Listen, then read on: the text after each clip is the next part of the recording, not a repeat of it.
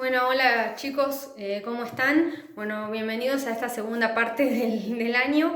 La idea entonces a partir de esta etapa es, bueno, tratar de alguna manera hacerles unos videitos como para orientarlos en las distintas guías de análisis y módulos que vamos a ir transcurriendo en lo que falta este año, ¿sí? En lo que hace entonces al derecho laboral nos vamos a digamos, a introducir en lo que es el análisis de lo que se conoce como la LST o Ley de Contrato de Trabajo, que es la ley 20.774, yo se las voy a enviar, ¿sí? Y bueno, vamos a empezar a trabajar con un concepto central como lo es el de contrato de trabajo. A tal fin, lo que yo voy a hacer ahora es un poco distinguir entre lo que es el trabajo público, el privado, el trabajo autónomo y en relación de dependencia, y vamos a hablar fundamentalmente de la distinción que hace la ley entre lo que es el contrato y la relación de trabajo, ¿sí? Y luego, como cierre, vamos a hacer un breve análisis de lo que es el objeto del contrato y la capacidad, ¿sí? Bueno, como primera cuestión, entonces, yo lo que quisiera hacer hincapié es que tengan en claro la diferencia entre contrato de trabajo, para que ustedes lo entiendan más fácilmente, público y privado, ¿sí? La diferencia obviamente entre el trabajo público y el privado es que en el trabajo público nosotros estamos prestando una tarea o un servicio, ¿sí? Para lo que sería el Estado nacional, provincial o municipal o algún ente gubernamental, ¿sí? Pero obviamente dentro de lo que es el ámbito estatal, por eso hablamos de trabajo público, ¿sí? Y la característica es que en este trabajo público los trabajadores tienen lo que se llama la estabilidad absoluta o propia, es decir, que no pueden ser despedidos si no hay una justa causa, ¿sí? Si hay alguna falta, primero se tiene que hacer una investigación o un sumario, como ya habíamos visto cuando hicimos el análisis del artículo 14 bis, y si no se logra probar eso, la persona se reincorpora, ¿sí? Mientras que en el empleo privado, ¿sí? Estamos hablando de una persona que presta servicios, ¿sí? Para una empresa o una persona física privada, como puede ser cualquier comercio o lugar, digamos, de trabajo privado, ¿sí? Y la característica es que el trabajador tiene lo que se llama estabilidad relativa o impropia. ¿Esto qué quiere decir? Que puede ser despedido sin que exista una causa, y como contrapartida de ese despido lo que se hace es pagar una indemnización, ¿sí? Es decir, que ahí vemos claramente la diferencia. Como correlato, la ley de contrato de trabajo solo se va a ocupar de proteger todo lo que es el trabajo privado o empleo privado. El empleo público lo protege otra ley, queda fuera de lo que es la ley de contrato de trabajo. Y por otro lado tenemos otra distinción que hacer, que es lo que se denomina el trabajo autónomo o el trabajo dependiente. El trabajo autónomo es el que realiza cualquier persona que es su propio jefe, es decir, no depende de otra persona, no tiene que rendir cuentas a otra persona ni recibe la remuneración u órdenes de otro. Por eso hablamos de trabajo autónomo, que es generalmente es el trabajo de las personas que se desenvuelven como monotributistas o en oficios particulares o en profesiones particulares. Por ejemplo, no sé, una persona que es médico o de manera particular, un abogado, un odontólogo o, por ejemplo, una persona que se desempeña como gasista, plomero, albañil, ¿sí? Mientras que, por otro lado, tenemos el trabajo dependiente, que es el que se desarrolla, digamos, dentro del marco de una relación de dependencia. Es decir, hay una parte que es el empleador que da las órdenes y que paga una remuneración ¿a quién? A otro que es el trabajador, que debe cumplir esas órdenes y que es el que recibe el pago, ¿sí? Bueno, esta última relación es la que tutela entonces la ley de contrato de trabajo. Es decir, que la ley de contrato de trabajo se circunscribe a lo que es el empleo privado, ¿sí? Y el empleo dependiente, en relación de dependencia. Es decir, que todo lo que son trabajos autónomos, trabajos públicos, lo mismo que todo lo que es el trabajo rural o el trabajo de las empleadas domésticas o el trabajo de construcción, quedan fuera porque tienen sus leyes específicas, ¿sí? Bueno, eso sería entonces una primera distinción. Ahora sí, vamos a centrarnos en la segunda parte de este módulo, que es distinguir lo que es el contrato de trabajo de la relación de trabajo, ¿sí?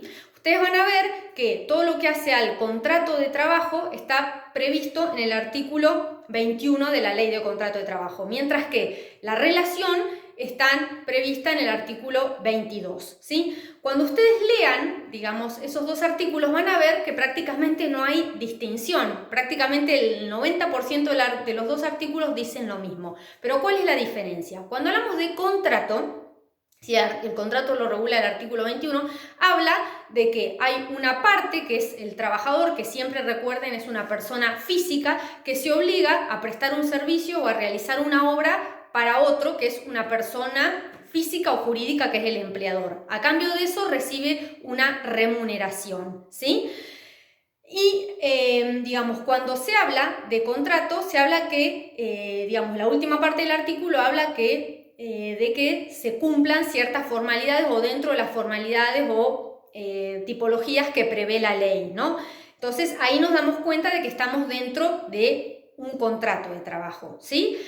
Mientras que cuando hablamos de relación, que la relación está prevista en el artículo 22, se habla de las mismas características, es decir, una persona que se obliga, una parte que se obliga a otra a realizar, digamos, una tarea o una prestación a cambio de una remuneración, pero dice cualquiera sea el tipo de relación, es decir, que ya ahí nos queda abierto, ¿sí?, que podemos hablar de situaciones que estén formalizadas o registradas y otras que no.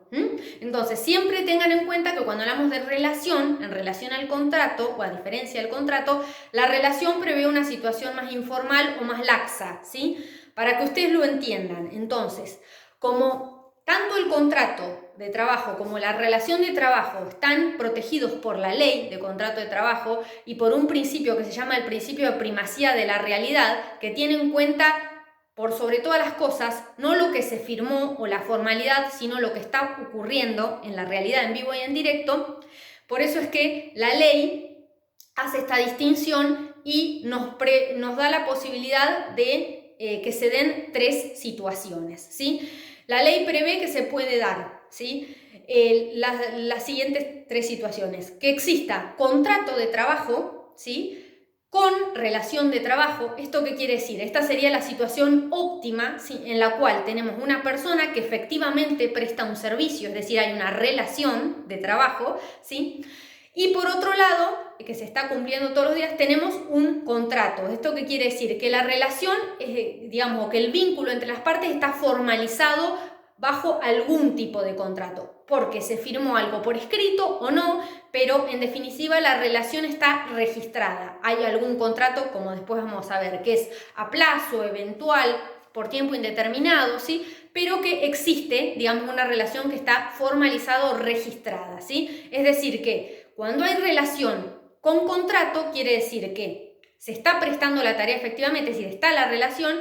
y que esa relación además cumple con el contrato, es decir, está formalizada. Hablamos de lo que se denomina una relación, digamos, en blanco, digamos, un trabajo en blanco, ¿sí? Esa situación obviamente está, digamos, sería la situación ideal y está protegida por la ley de contrato de trabajo. Después tenemos la otra situación que se puede dar, que es que exista un contrato, ¿sí?, que esté formalizado, pero que no exista relación. ¿Cuándo se da esto? Cuando, por ejemplo, una parte hizo una entrevista, se le tomaron todos los datos, se la pone en blanco a esa persona, pero cuando tiene que empezar a prestar la tarea o a cumplir el servicio, es decir, iniciar la relación, bueno, se encuentra con que le ofrecen otro trabajo mejor o que se tienen que mudar o que no puede empezar a cumplir con esa tarea. Es decir, no hay principio de ejecución de la relación. Por ende, formalmente los papeles está el compromiso, pero nunca se empezó a cumplir con digamos, con la prestación de la tarea de manera concreta. Entonces, esa situación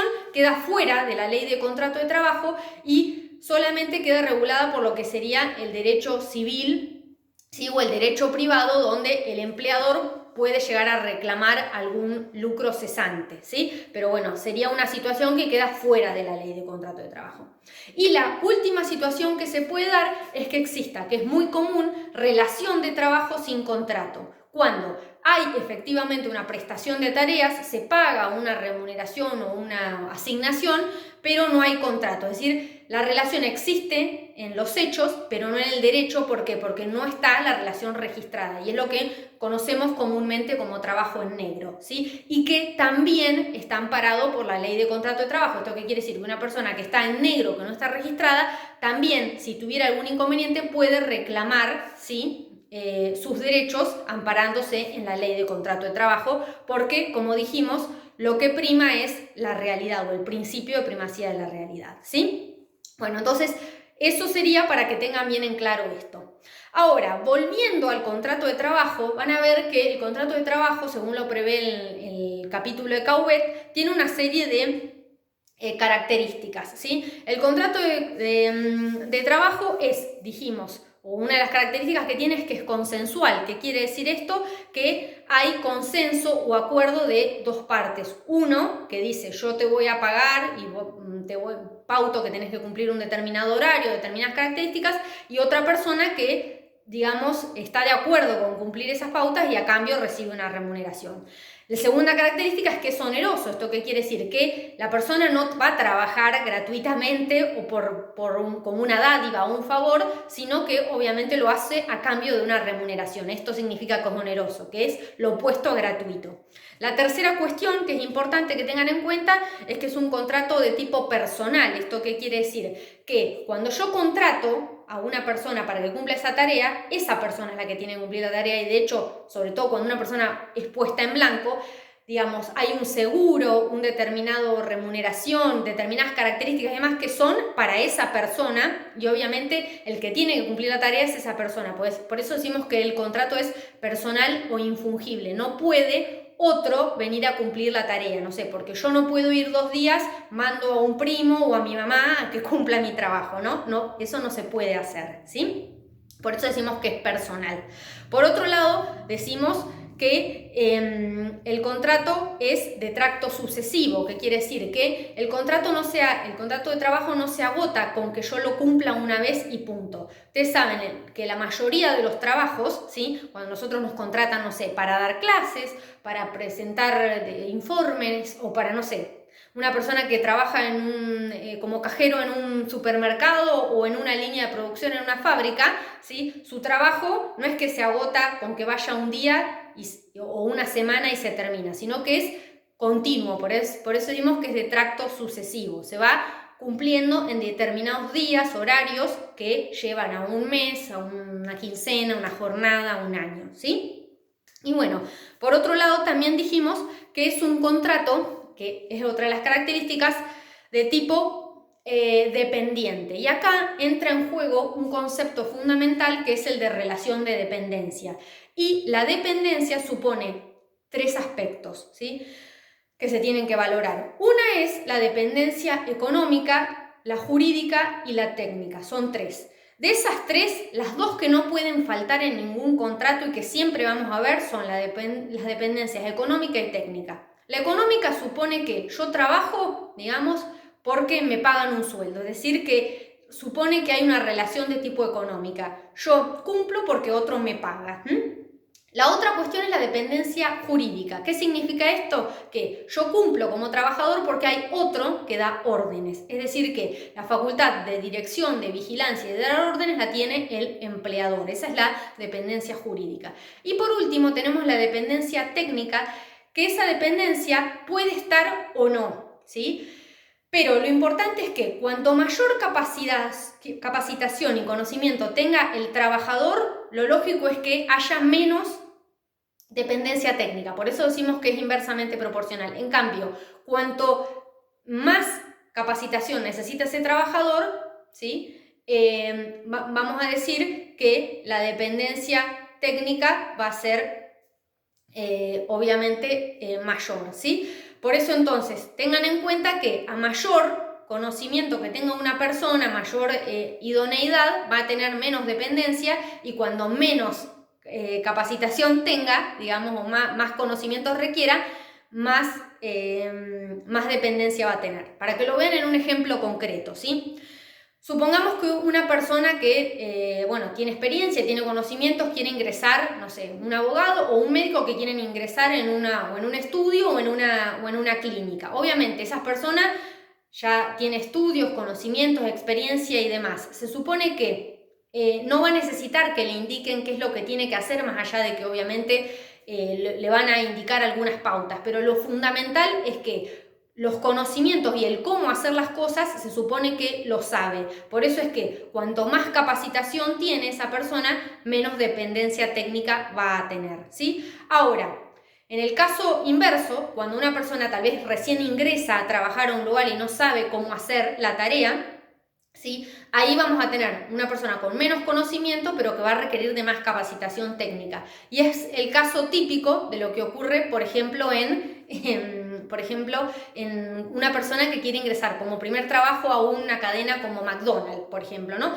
El McDonald's, para poder, bueno, garantizar ciertos estándares para que ustedes, no sé, coman la hamburguesa de la misma manera en todos los lugares o con el mismo queso, el mismo pan y demás, hace con cada uno de sus empleados lo que se llama un know-how o un entrenamiento, ¿sí? Entonces, ellos lo que hacen es darle un paquete donde le suministran mucha capacitación técnica. ¿Por qué? Porque se supone que las personas no saben cómo hacer. Entonces, justamente, cuando menor capacitación hay, cuando menor conocimiento hay, más capacitación técnica tiene que haber. Por eso decimos que la relación es inversa, ¿sí? Bueno, y por último, en todo contrato hablamos de que hay un carácter de tipo conmutativo. ¿Esto qué quiere decir? Que como pasa con las multiplicaciones, donde la relación entre los números es de conmutación, acá pasa lo mismo. Hay una relación, se supone, de intercambio. Yo cumplo con determinadas tareas, con determinado horario, hago ciertas cuestiones. ¿Por qué? Porque a cambio recibo un sueldo, recibo ciertas prestaciones y demás. Esa es la característica también del contrato, ¿sí? Y bueno, y como para cerrar esta primera clase después de digamos, de esta larga cuarentena, me gustaría puntualizar en algunos aspectos que hacen a lo que es el objeto, la forma, prueba y capacidad del contrato de trabajo, ¿sí?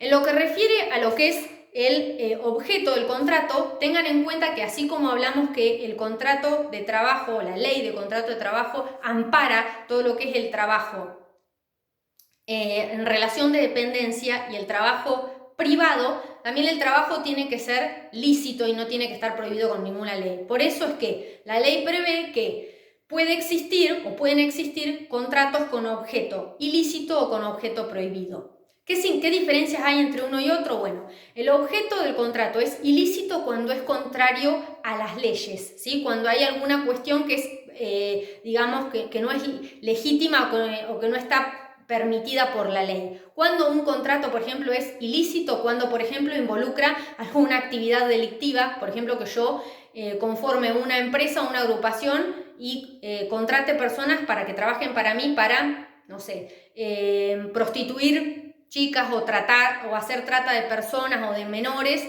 o distribuir pornografía infantil o drogas, por ejemplo, ¿no? Esos serían contratos con objeto ilícito. En ese caso, si una persona, cualquiera de esas, el trabajador o el empleador, pretendiesen reclamarse algo entre sí, la ley prevé que ese contrato es nulo de nulidad absoluta, es decir, que para la ley ese tipo de contratos no existen y por ende ni el trabajador ni el empleador se pueden reclamar nada entre sí. Cosa que es diferente en relación al trabajo de objeto prohibido, porque en el trabajo de objeto prohibido la prohibición radica, digamos, en beneficio del trabajador. ¿Cuándo un contrato puede ser de objeto prohibido? Cuando, por ejemplo, yo contrato a un menor que no tiene la edad suficiente para poder trabajar, o lo contrato para hacer alguna actividad en un horario que no puede trabajar, o le exijo a una mujer que está embarazada en un determinado mes, que ya tiene que estar con licencia, que vaya a trabajar, ¿sí? Entonces, esos son contratos de objeto prohibido. En ese caso, ¿sí? Si el trabajador quiere reclamar algo, iniciar el reclamo o plantear que le están pagando mal o que no le pagaron algo, el contrato va a ser nulo para el empleador, pero no para el trabajador. ¿Esto qué quiere decir? Que es nulo en nulidad relativa. Entonces, el trabajador puede reclamar, digamos, salarios adeudados o que estaba mal pago o demás, porque se supone que la prohibición no lo tiene que perjudicar al trabajador, sino al empleador, ¿sí?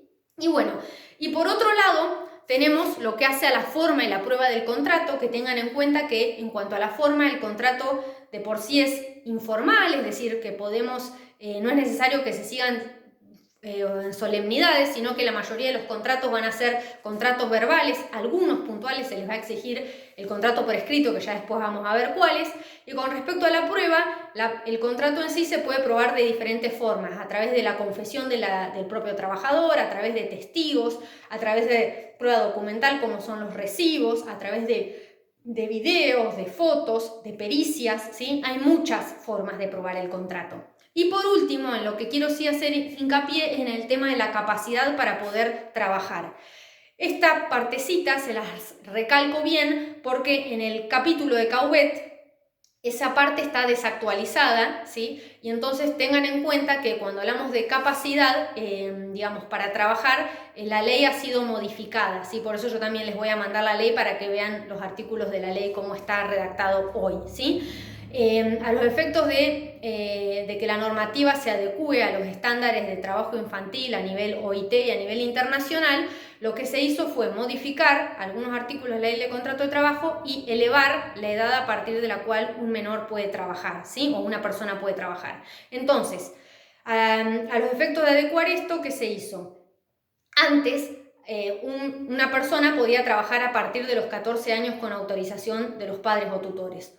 Hoy por hoy, hace ya unos años, se puede trabajar con autorización de los padres o tutores a partir de los 16, es decir, que se elevó 2 años la edad, ¿sí?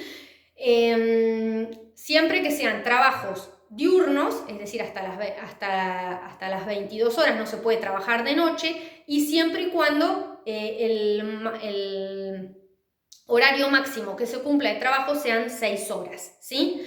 Solamente van a poder trabajar a partir de los 14 años menores si cuentan con la autorización de los padres y lo hacen en emprendimientos o en empresas de tipo familiar. Si no, la edad es 16, ¿sí? Y la capacidad plena de cualquier persona para poder trabajar en cualquier horario y, digamos, en cualquier jornada de trabajo es a partir de los 18 años, ¿sí? Entonces, tengan en cuenta que la capacidad plena se tiene a los 18, a los 14 solamente en empresas familiares, y de los 16 a los casi 18 pueden trabajar 6 horas y en trabajos diurnos si cuentan con la autorización de los padres o tutores, ¿sí? Bueno, espero haber sido clara y bueno, nos estaremos viendo en el próximo módulo.